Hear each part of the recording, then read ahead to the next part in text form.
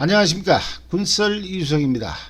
오늘은 월남전에서 적에게 포로가 된 대한민국 국군, 그 중에서도 월남 청룡은 과연 포로가 없었을까, 이 문제에 대해서 한번 알아보겠습니다. 며칠 전 방송에서 월남전 청룡부대의 MIG, 즉 편의대를 소개했는데, 그 방송을 보시고 많은 분들께서 추가적인 제보를 해주셨습니다. 특히나 월남전 당시 해병대 MIG 대원 중에 한 명이 적에게 포로로 붙잡힌 사건, 이걸 많은 분들께서 기억하고 계셨습니다. 그만큼 유명한 사건이었다는 뜻이겠죠. 그래서 오늘은 월남전 당시 한국군 포로와 관련한 사연들을 위주로 하고, 특히나 해병대 청룡부대에서는 이미 발생한 그 한 명의 포로를 돌려받기 위해 당시 야단장이셨던 김연상 장군께서 베트콩들과 어떤 거래를 했는가, 이런 가슴 뭉클한 사연도 같이 소개하도록 하겠습니다. 그럼 본론에 들어가기 앞서 1964년 9월부터 73년 3월까지 월남전 기간 동안에 발생한 한국군의 피해 현황부터 잠깐 알아보겠습니다. 지금 화면에서 보시는 이 자료는 국방부 군사편찬연구소의 자료가 되겠습니다. 인터넷이나 해병대 사령부 등에서 과거 발간한 서적 등에는 전 사상자 관련 수치가 이 자료와는 차이가 좀 있습니다. 따라서 저는 국방부의 자료를 기준으로 피해 현황을 말씀드린다는 점 참고해 주시면 고맙겠습니다. 자료를 보시면 8년 반 동안의 기간 중 육군은 연인원 29만 명에 가까운 병력이 참전해서 3,476명이 전사했습니다. 그리고 해병대는 총 3만 1000여 명이 참전해서 이 중 1123명이 전사했습니다. 전쟁 기간 동안 참전 병력 수만 놓고 보면 육군은 해병대보다 9배 이상 많은 병력이 참전했습니다. 하지만 육군은 참전 육군 병력 중에서 1.2%가 전사했는데 반해 해병대는 육군의 3배인 3.6%가 전사했습니다. 그만큼 해병대가 치열한 전투 현장에 있었다는 뜻이겠죠.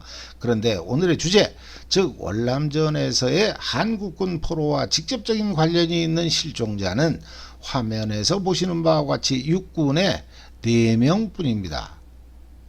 물론 실종 처리됐다고 해서 이분들이 전부 적의 포로가 됐다는 뜻은 아닙니다. 하지만 국방부의 또 다른 자료를 보면 지금 이 표에서 보시는 바와 같이 전사자 5099명, 부상자 1962명과는 별도로 행불자 그리고 유해 미회수자라는 수치가 있는데, 이 자료를 보면 행불자가 4명, 그럼 이 4명이 이 도표에서의 실종자 4명이라는 뜻이겠죠. 그리고 유해 미회수자라고 해서 또 3명이 있는데, 이 경우에는 유해라는 말을 쓴 걸로 봐서 전사는 했으나 그 시신은 찾지 못한 경우라는 뜻 같습니다. 그럼 모두 7명의 최후가 정확하지 않다는 뜻으로 봐야 될 것 같습니다. 그런데 여기에는 아무리 봐도 적에게 포로가 된 한국군의 숫자는 보이질 않습니다. 실종자 전부가 포로가 됐을 가능성, 그걸 인정해도, 아니 유해 미회수자 역시나 전부 적의 포로가 됐다고 가정을 해도 월남전에서의 한국군 포로는 절대로 이 7명을 넘을 수 없습니다. 하지만 제가 알아본 바에 따르면 많은 해병대 참전 선배님들께서 포로의 존재를 인정하고 계셨습니다. 심지어 해병대 청룡부대에서만 해도 10명은 넘지 않겠냐 하는 이런 저로서는 믿기 어려운 말씀을 해주신 분들도 계셨습니다. 그래서 그 중에서 복수의 참전자들이 공통적으로 말씀하신 내용, 그리고 제보해 주신 분의 당시 직책이나 근무 위치 등을 비추어 봤을 때 이분의 말씀은 충분히 가능성이 있다. 또 마지막으로 제보 내용이 상당히 구체적이어서 꾸며낸 얘기 같지는 않다. 이런 내용들을 모아서 정리해 봤습니다. 그럼 제가 소개하는 사연에 앞서 먼저 월남전 당시 국군 포로가 있었다는 언론의 보도 내용을 한번 살펴보겠습니다. 시사인이라는 주간지에서 2021년에 보도한 내용인데, 물론 저는 이 주간지의 평소 보도 태도, 논조 등으로 봤을 때 기사 내용을 전적으로 신뢰하지는 않습니다. 하지만 기사 내용 중에 나름 눈여겨볼 대목들이 있는 관계로 잠깐 소개하겠습니다. 단 기사 내용이 제법 길기 때문에 제가 요약해서 소개해드린다는 걸 먼저 밝힙니다. 이 기사는 먼저 1990년대 말에 기밀 해제된 미 국방부의 포로 관련 문서를 근거로 했다면서, 해당 문서에는 한국인 실종자와 포로 18명의 명단이 포함되어 있다고 밝히고 있습니다. 이들 중에서 군인은 안학수 하사 박성열 병장을 포함한 10명, 그리고 나머지 8명은 민간인이라고 그 실명까지 밝히고 있습니다. 또한 이 18명의 명단은 우리나라 외무부 비밀문서에 등장하는 15명과 명단이 겹친다는 내용도 밝히고 있습니다. 한편 미국 정부의 요청에 의해 69년 8월 우리나라 국방부가 외무부를 통해 미국 측에 한국군 실종자 3명의 명단을 보냈다는 사실도 밝히고 있습니다. 이 3명은 65년 11월 정찰 도중 실종된 맹호부대 박성열 병장, 그리고 66년 9월 외출 중에 실종된 육군 건설지원단 소속 안학수 하사, 또 67년 12월 타고 있던 헬기와 함께 실종된 박우식 대위라면서, 국방부는 당시 외무부에 보낸 전문에서 이들 실종군이 3명에 대해 포로로 확인되지는 않았지만 포로로 간주한다라는 공식 의견을 달았다고 기사는 밝히고 있습니다. 하지만 박성열 병장과 안학수 하사는 북한으로 강제 이송된 후 북한의 대남방송에 나온 사실이 밝혀졌고, 당시 북한은 국군 포로 한 명당 3,000달러의 몸값을 월맹 측에 지불했다는 증언도 기사에선 소개하고 있습니다. 북한군 심리전 장교가 월남군의 포로로 잡혔는데, 이 북한군 장교를 신문하는 과정에서 그가 당시 지금 현재에도 6명의 한국군 포로가 북한으로 이송될 처지에 있다는 내용을 진술했다는 겁니다. 물론 이미 북한에서 대남 방송을 하고 있던 2명의 존재 역시나 진술했는데, 이 2명은 방금 말씀드린 6명에 포함되지 않는 분들입니다. 그럼 기사 내용을 계속 소개하면, 한국군 포로 문제가 국제사회에서 인도적 비난 대상이 될 것을 우려한 우리나라 외무부는 부랴부랴 한국군 포로와 실종자 파악에 나선 것으로 보인다. 외무부의 독촉에 1972년 12월 국방부는 3년여 만에 추가 실종자 7명의 명단을 2급 비밀 딱지를 붙여서 제공했다. 이 문서에는 앞서의 박성열 병장과 안학수 하사가 북한에 가서 대남방송에 나서면서 북한 체류가 확인되었다고 적혀있다. 나머지 실종자로는 정준택 하사, 안삼희 상병, 이용선 병장, 김인식 대위, 조준범 중위 등이 추가되었다. 이런 내용입니다. 그런데 국방부가 외무부에 72년 9월 30일 기준으로 작성한 베트남 전쟁 사망 실종 부상자 통계 자료에 따르면 실종자는 장교 1명과 사병 4명, 모두 5명이라고 합니다. 하지만 오늘 방송의 주제는 월남전에 참전한 해병대 청룡부대에서 과연 적의 포로가 된 사람이 있냐 하는 것이기 때문에 국방부 자료의 숫자 문제는 오늘 방송에서는 더 이상 언급하지 않겠습니다. 비록 숫자는 일치하지 않습니다만 국방부도 포로의 존재를 인정했고 완벽하지는 않습니다만 일부 기록을 가지고 있다는 사실만으로도 저는 제가 제보받은 내용들이 충분히 믿을만하다고 느끼기 때문입니다. 국방부 자료가 이렇게 부실한 데에는 어쩌면 포로를 인정하지 않으려는 전투 현장 지휘관들의 태도와 이에 따른 성급한 결론, 더 나아가서는 의도적인 허위 보고가 있었을 수도 있겠다 하는 게 저를 포함한 많은 참전자분들의 생각이셨습니다. 아무튼 기사의 마지막 부분은 베트남 전쟁 포로 관련 연구 권위자이신 경북대 허만호 교수의 말씀으로 마무리를 하고 있는데 다음과 같습니다. 32만 명이 참전한 베트남전에서 최소 20명 이상의 국군 포로가 존재했으리라는 것은 상식이다. 정부는 이영만리 전투지로 간 군인을 구출하는 역할을 포기했다. 이제라도 공익을 위해 희생된 이들 안학수 하사 가족을 비롯해 베트남전에서 실종된 분들에게 국가가 가한 잘못을 인정하고 적절한 보상과 명예회복 조치를 취해야 한다.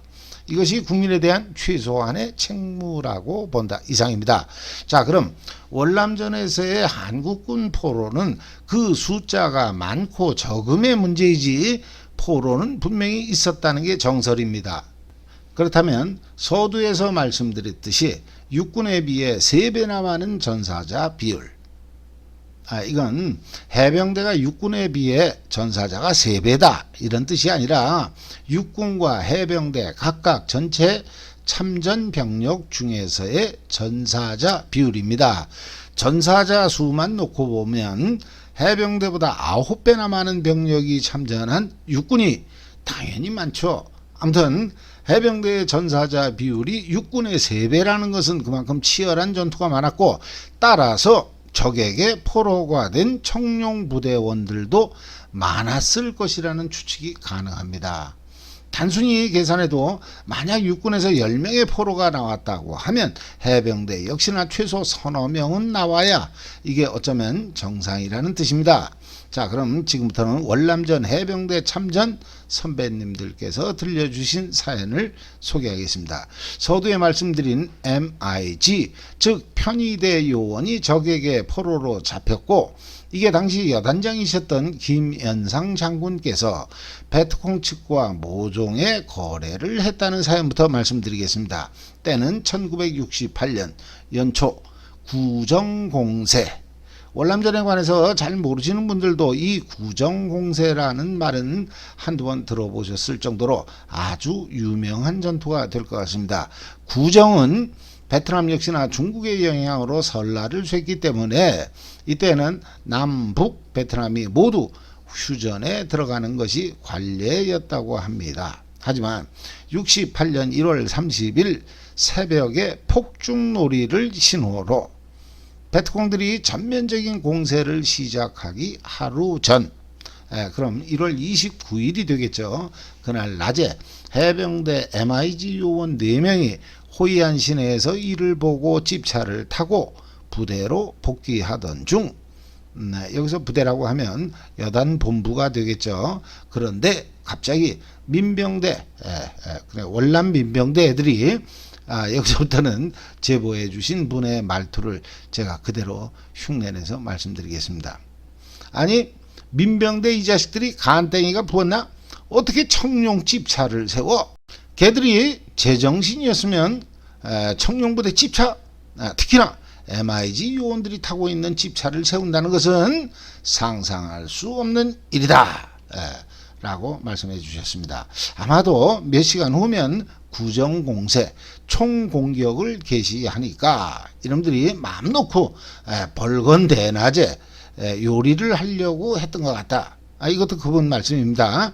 이렇게 말씀해 주셨습니다. 아무튼 차를 세우자마자 바로 AR, 발음은 ARU라고 하죠. 이걸로 4명에게 난사를 했다. 이 총격으로 말미암아 현장에서 2명이 죽었다. 이때 남은 2명이 탈출을 했는데 이 2명 중 1명이 바로 수색대 출신의 박정관 하사, 키가 180 정도 되고 아주 싸움을 잘하는 그런 분이었다고 하는데, 그분이 진짜로 그 싸움을 잘하는 분인지 어떻게 알았는지 모르겠습니다. 군대에서 싸움할 일이 없잖아요. 총 가지고 전투를 하면 몰라도. 어쨌든 자세 역시나 아주 먹어주는 그런 분이었다고 하는데, 이분은 근처에 있던 높은 담벼락을 뛰어넘어서 탈출에 성공한 반면 그 담벼락이 독일 수녀원 담벼락이었다는 얘기가 있습니다. 아무튼 박정관 하사는 담을 넘어서 탈출하는 데 성공. 하지만 다른 한 명, 그러니까 이분은 남병장이라고만 알려져 있고 이름을 기억하는 분이 안 계셨습니다. 원래 후암동 해병대 사령부 인사에서 행정병을 했던 분이고 나름 집안 배경이 아주 괜찮았다는 얘기도 있습니다. 어쨌든 이분 역시나 키가 175 정도의 동작이 아주 민첩한 분이었지만 적의 총격에 한쪽 팔을 맞아서 그런가 그 높은 담벼락을 넘지 못하고 결국은 현장에서 적에게 포로로 붙잡혔다는 겁니다. 박정관 하사가 탈출에 성공할 수 있었던 또 다른 이유는 피습 직후 당시 현장 상공을 비행하던 미군 헬기가 이를 발견하고 지원함으로써 다행히 탈출할 수 있었다는 얘기도 있습니다. 월남전에서 헬기들은 주로 큰 도로를 따라서 비행을 했기 때문에 마침 현장을 발견했다는 뜻입니다. 이로써 1차 상황 종료. 하지만 최종적으로 우리 측 한 명이 적에게 잡혀간 걸 확인한 여단본부에서는 난리가 났고 해병대는 남병장이 잡혀 있을 것으로 의심되는 마을을 향해 106mm 무반동총 사격을 집중했다고 합니다. 무서우면 포로를 돌려보내라 이런 뜻이었겠죠. 그러면서 마을을 향해서 한국말로 남병장에게 방송을 했다고 합니다. 튀어라. 잘못하면 우리 총에 맞으니까 한쪽 팔에 흰 천을 감고 튀어라. 뭐 이런 내용이었다고 합니다. 하지만 남병장은 돌아오지 않았습니다. 그런데 약 2달 후 남병장이 월남 남자들이 입는 검은 옷에 삿갓 같은 월남 모자를 쓰고 무사히 복귀했다는 겁니다. 그러면서 여기서부터는 제보해 주신 분들의 말씀이 약간씩 다른데 복귀하자마자 베트콩 애들이 그렇게 나쁜 애들 같지는 않아 보인다. 뭐 이런 식으로 베트콩들을 미화하는 좀 그쪽에 우호적인 발언을 했고 이 때문에 조기 강제 귀국을 당했다. 한국에 돌아가서 아마도 고생 좀 했을 것 같다. 이렇게 말씀해 주신 분도 계셨고 또 다른 얘기로는 이 남병장이 적에게 잡혀 있던 2달 동안 베트콩들이 청룡부대를 공격할 때면 의례 한쪽에 붕대를 감은 한국 사람처럼 생긴 놈이 가장 앞에 서서 손짓을 하면서 아군들의 위치를 베트콩들에게 안내하더라. 아마 그 놈이 남병장 아니었을까 이렇게 의심을 하기도 했다는 그런 얘기도 있습니다. 하지만 남병장은 특별히 엄청난 기지를 발휘해서 탈출에 성공한 것 같지도 않은데 2달 만에 아주 무사히 부대로 복귀했다는 겁니다. 아마도 이렇게 너무나도 멀쩡하게 돌아옴으로써 남병장이 베트콩들에게 아주 협조적이었느니 완전히 빨갱이가 되었느니 그런 소문이 나중에 퍼진 게 아닌가 저는 개인적으로 그렇게 생각을 합니다. 그런데 여기서 반전 또 다른 분의 제보에 따르면 당시 여단장이셨던 김현상 장군은 은밀하게 월남군을 통해서 적들과 모종의 거래를 시작했다고 합니다. 즉 남병장을 무사히 돌려보내면 우리가 딱 2달 동안 너희들에게 공격을 하지 않겠다. 이런 내용이었다고 합니다. 실제로 구정공세 이후 2달 동안 우리 측의 공세가 상당히 무뎌졌던 측면이 있다라고 말씀해 주신 또 다른 분도 계셨습니다. 이 김현상 장군의 베트콩들과의 딜은 김현상 장군을 아는 많은 분들께서 그분이라면 충분히 그럴 수 있다. 상당히 신빙성 있는 얘기다. 이런 말씀들을 해주셨습니다. 여기서 김현상 장군을 잠깐 소개하면 해간 1기 출신으로서 73년부터 75년까지 제10대 해병대 사령관을 역임하신 분입니다. 이분께서는 일본 해군 육전대 하사관 시절, 그러니까 1945년 해방 이전이 되겠죠. 그때 이미 월남에서 전투를 치른 경험이 있다고 합니다. 김현상 장군과 관련한 기록들을 보면 이분께서는 3번의 전쟁을 치렀다는 얘기가 나오는데, 이게 바로 태평양 전쟁 그리고 6.25와 월남전을 얘기하는 것 같습니다.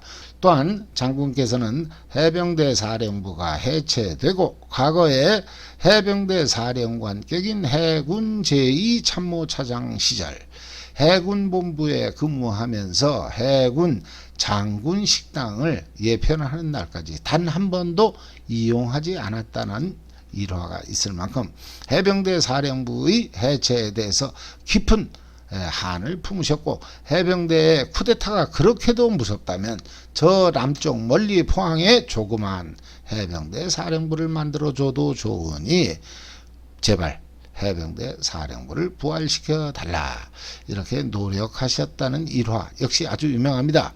아무튼 이런 분이셨기 때문에 포로가 된 대원 한 명을 살리기 위해, 정확히 말하면 이북에 끌려가서 대남방송 등 적에게 이용당하는 것을 막기 위해 베트콩들과의 거래도 불사한 게 아닐까 생각합니다.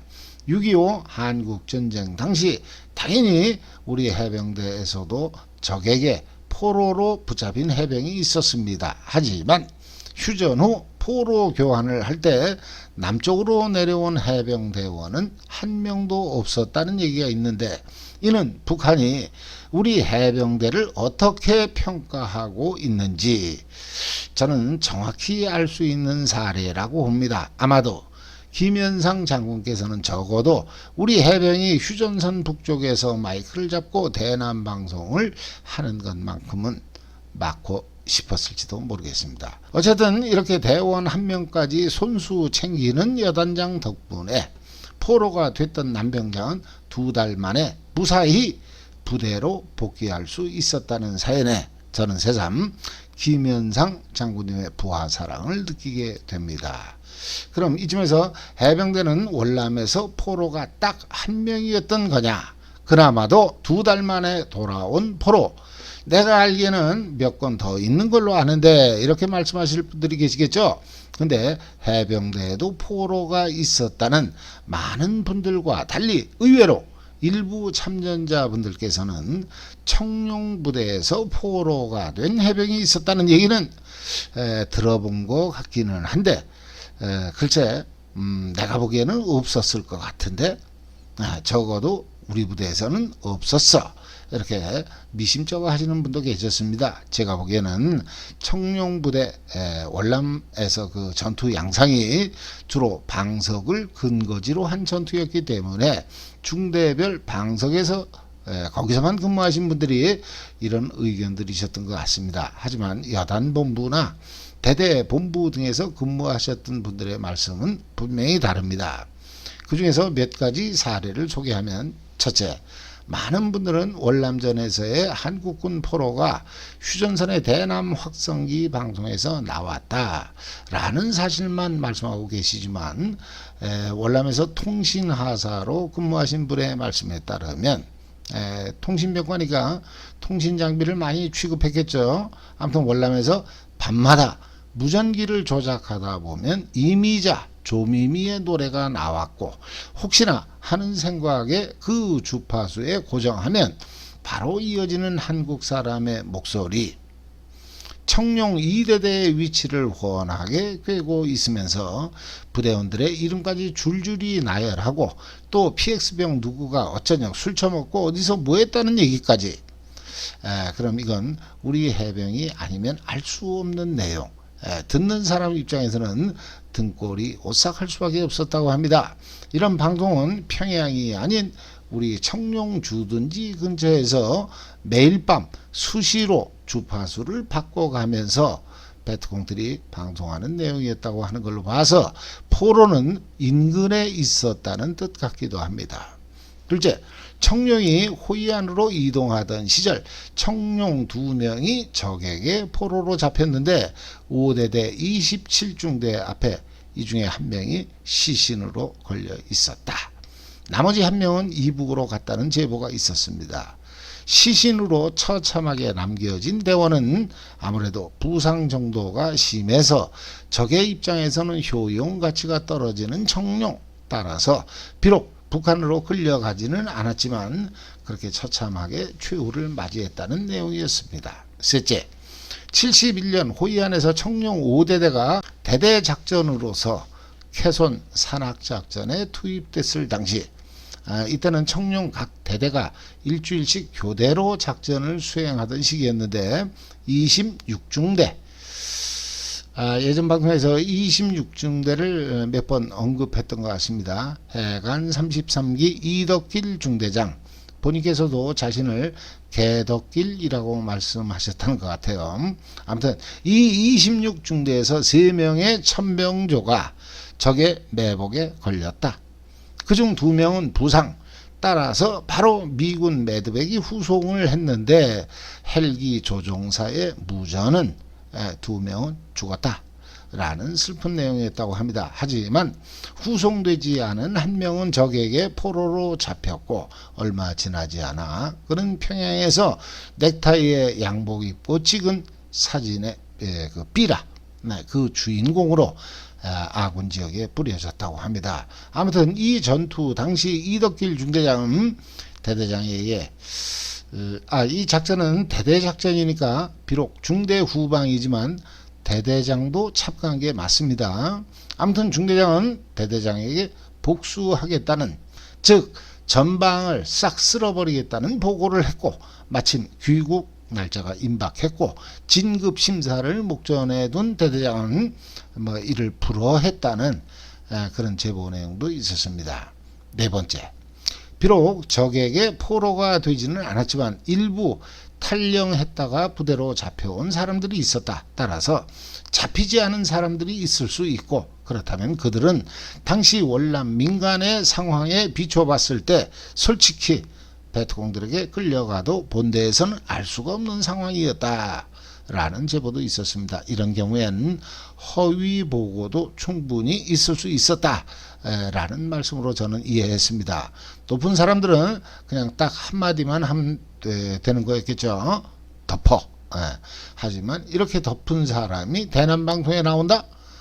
그러면 줄초성 나는 거겠죠. 여러 명 다치는 겁니다. 이런 걸 보고 산통이 깨졌다 이렇게 얘기할 수 있을 것 같은데 아직 월남 청룡에서 이렇게 산통이 깨진 경우는 없는 것 같습니다.